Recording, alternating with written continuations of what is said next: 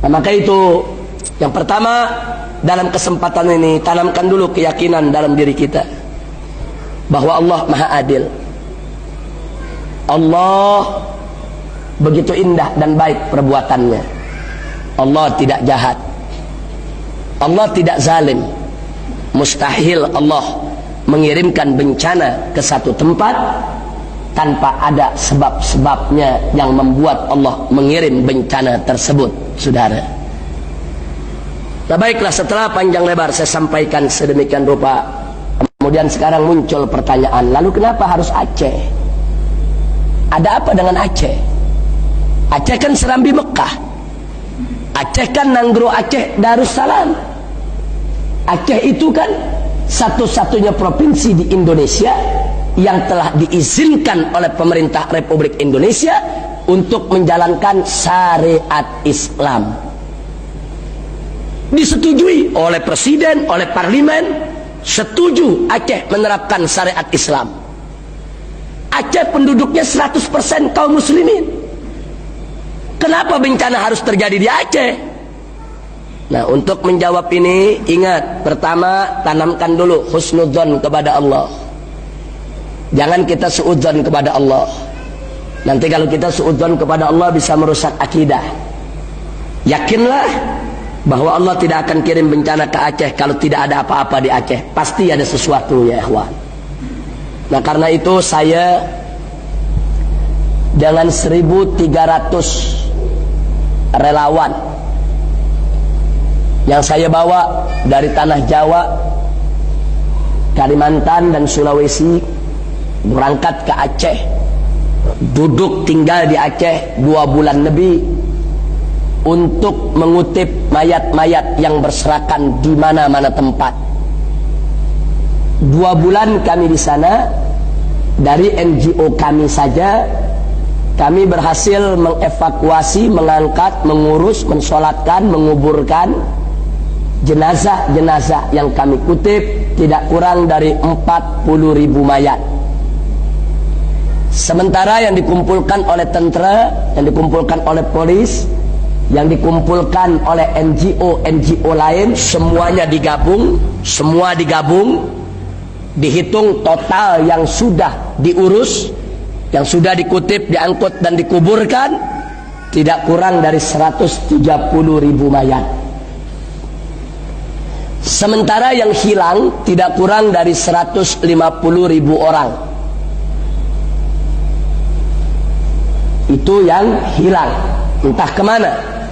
Dan 200.000 lebih itu menjadi korban luka, cacat, ada yang dirawat di rumah sakit sampai saat ini karena menghirup lumpur, sampai lumpur itu ada di paru-parunya, harus dioperasi dan seterusnya dan seterusnya. Belum lagi terhitung ribuan anak-anak yang menjadi yatim piatu. Jadi lebih dari 500.000 yang menjadi mangsa, korban daripada gelombang tsunami yang terjadi di Aceh. Nah, selama 2 bulan di sana, saya dan kawan-kawan, para ustadz, para tuan-tuan guru, bukan hanya mengutip mayat, bukan hanya memberikan bantuan kepada para pengungsi, tapi kita juga mencoba berdialog, berdiskusi, berbagi cerita dengan tuan-tuan guru yang ada di sana, dengan ulama-ulama Aceh, dengan tuan-tuan guru Aceh, tengku-tengku di Aceh. Kita mau dengar langsung dari mereka, ada apa dengan Aceh sehingga bencana bisa terjadi. Kesimpulannya kami mendapatkan jawaban, ternyata benar, di Aceh telah terjadi berbagai macam kezaliman.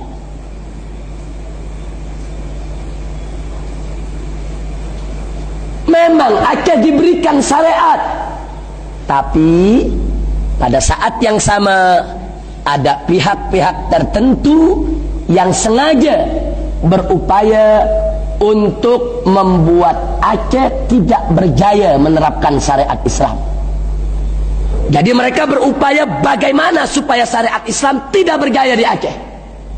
Mereka tidak suka Aceh memakai syariat Islam.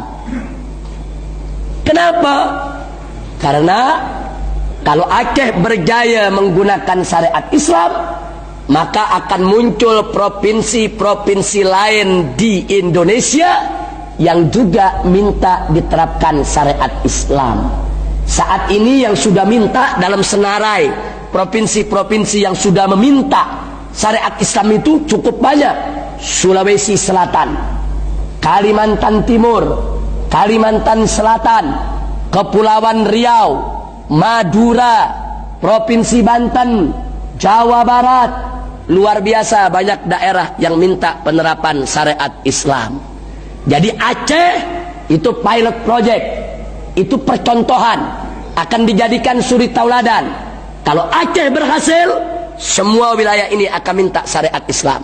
Tapi sebaliknya kalau Aceh gagal, maka daerah-daerah tadi akan susah, akan sulit, akan berat, tidak mudah untuk minta syariat Islam dari pemerintah yang ada di Jakarta. Masya Allah, ini pertaruhan. Nah, maka itu ada pihak-pihak yang tidak suka berupaya syariat Islam tidak boleh bergaya di Aceh. Bagaimana caranya? Yang pertama, mereka ciptakan konflik di Aceh. Mereka adu domba. Mereka buat bergaduh antara TNI dan GAM untuk saling tembak, saling bunuh. Padahal keduanya sama-sama orang Islam, saudara. Yang jadi korban rakyat biasa. TNI punya senjata, GAM juga punya senjata. Mereka bisa baku hantam, saling tembak. Tapi rakyat tidak punya senjata. Rakyat nggak punya. Mereka cuma jadi korban. Nanti kalau rakyat ada yang berkeras sedikit, mereka dituduh konflik diciptakan. Nah, begitu di Aceh terjadi konflik, peperangan, keributan, tidak aman, maka syariat Islam tidak bisa dijalankan, ya ikhwan, saat ini. Yang kedua, ada orang-orang dari luar Aceh, mereka bawa, perempuan-perempuan penghibur, perempuan-perempuan pelacur dari luar Aceh, dibawa ke Aceh, dibuka tempat-tempat pelacuran untuk merusak penerapan syariat Islam di Aceh. Tidak sampai di situ, mereka buka kedai-kedai minuman keras, mereka buat bermabuk-mabukan, mereka buka tempat-tempat perjudian. Ini yang terjadi di Aceh. Yang ketiga, ulama Aceh tidak diam, mereka protes. Tapi dalam 20 tahun terakhir ini apa yang terjadi? Ulama-ulama yang keras, ulama-ulama yang dengan tegas memprotes, pagi bicara tegas, malam sudah diculik orang. Besok atau lusa mayatnya sudah ditemukan di pinggiran sungai. Apa yang bunuh? Wallahu a'lam, hanya Allah yang tahu. Kita tidak bisa menuduh karena kita tidak punya bukti. Apakah TNI yang membunuh? Apakah GAM? Atau ada pihak lain ketiga yang sengaja membunuh untuk mengadu domba? Wallahu a'lam, hanya Allah yang tahu. Saya tidak berhak bicara dalam masalah yang saya tidak tahu. Tapi yang jelas, kalau ulama diculik, dibunuh, ini bukan persoalan kecil, ini persoalan serius, ini persoalan besar. Kalau satu dua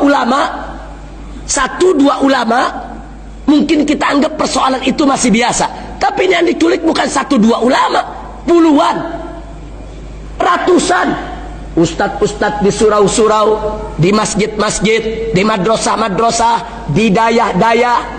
Orang Aceh sebut dayah, kalau bahasa Indonesianya pondok pesantren. Di mana-mana terjadi seperti itu. Nah, ini yang ketiga terjadi. Akhirnya apa? Begitu ulama diculik, dibunuh, akhirnya ulama yang masih tersisa mereka tutup mulut, tak berani bicara, tak berani berucap kata, umat pun diam. Begitu semua sudah senyap diam, maksiat makin merajalela di Aceh tanpa ada yang menegakkan amar ma'ruf nahi munkar. Itu persoalannya yang ada di Aceh. Karenanya jawaban kita kenapa harus terjadi di Aceh? Pertama, Aceh adalah Serambi Mekah. Nanggro Aceh Darussalam. Demi Allah, Allah tidak akan ridho, Allah tidak ridho suatu wilayah yang disebut Serambi Mekah, Nanggro Aceh Darussalam, yang disebut sebagai wilayah syariat, tahu-tahu dirusak oleh maksiat, dikotori oleh tangan-tangan jahat. Allah tidak ridho. Maka itu Allah kirim bencana ke Aceh. Artinya apa? Dengan bencana tersebut Allah ingin menyamak semua kemaksiatan yang ada di Aceh.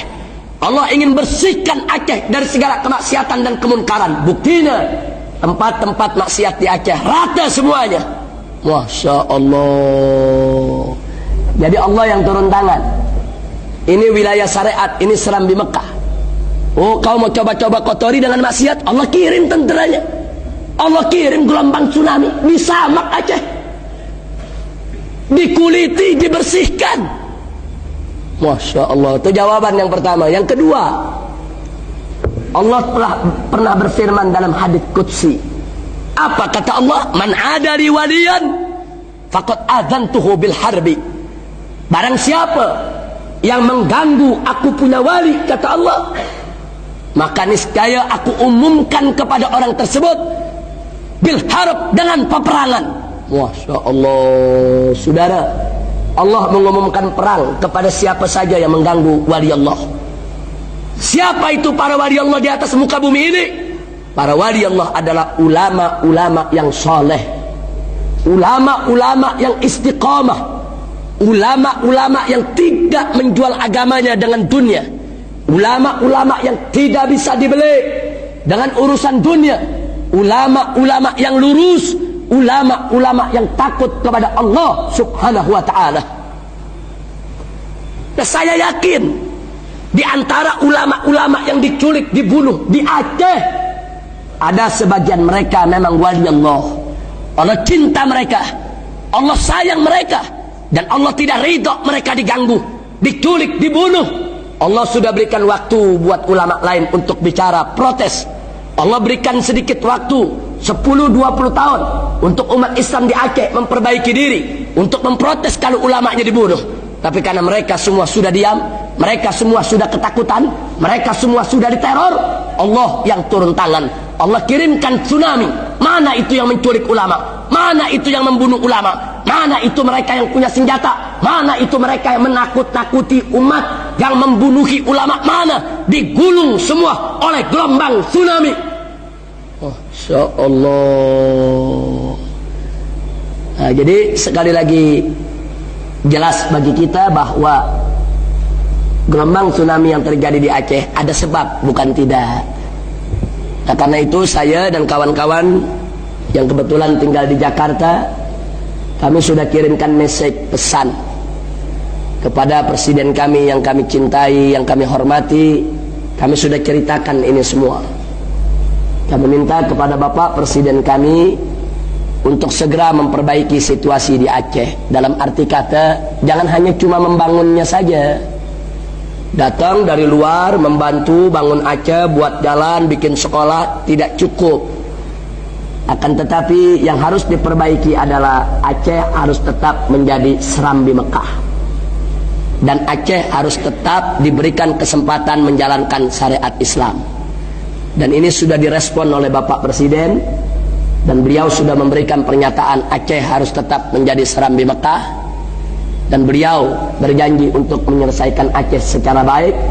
Tinggal bagaimana nanti kami selanjutnya lebih mendorong lagi agar seluruh ulama di Indonesia memperhatikan Aceh. Tidak boleh lagi ada ulama Aceh yang diculik atau dibunuh oleh siapapun. Kita tidak peduli apakah TNI, apakah itu GAM, apakah itu pihak lain. Tidak boleh dibiarkan mereka untuk mengganggu ulama kaum muslimin. Nah, ini kewajiban kita bersama. Karena kalau ini tidak di stop dari sekarang, saya yakin bencana akan terulang lagi di mana tempat.